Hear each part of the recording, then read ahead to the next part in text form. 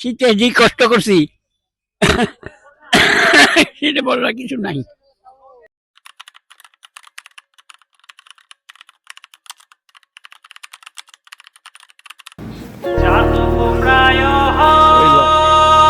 এইখান থেকে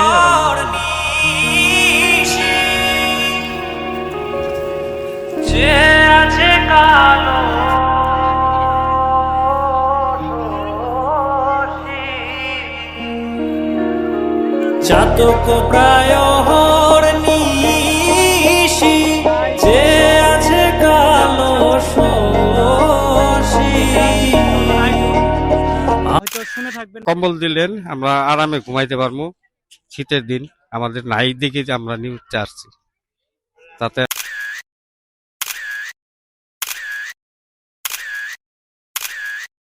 পায়ের সমস্যা মনে হচ্ছে। হ্যাঁ, আমি অসুস্থ মানুষ।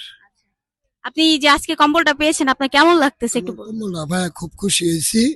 আমি দোয়া করি এই বাংলাদেশে এইভাবে যেন আরো মানুষে দিতে পারে, আপনারা যেন সেবা যত্ন করতে পারেন, এটাই আমার আবেদন। আচ্ছা, ধন্যবাদ।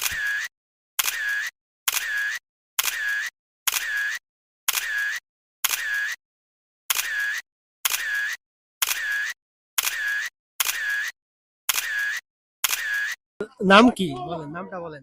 আমার নাম শ্রী বীরেন্দ্র চন্দ্র পাল, আচ্ছা, আপনার বাসা কোথায়? বজ্রপুর পালপাড়া। আপনার ছেলে মেয়ে কয়জন দাদা? ছেলে মেয়ে 5 জন আছে, একজন ভগবান নিয়ে গেছে, 4 জন আছে। আচ্ছা, আপনি কি এই বছর আরো কোনো জায়গা থেকে কম্বল পেয়েছিলেন? কোনো জায়গায় পাই না। আচ্ছা, কম্বল পাইলে কম্বল পাওয়ার পরে আপনার কেমন লাগতেছে বা ভালো লাগছে। আমি শীতে যে কষ্ট করছি সেটা বলার কিছু নাই। আচ্ছা, এবার শীতে খাইতাছি না, কম্বলটা দিলে ডিম গতর ডিম শীতে কম লাগবো। আজকের অনুভূতি খুবই ভালো।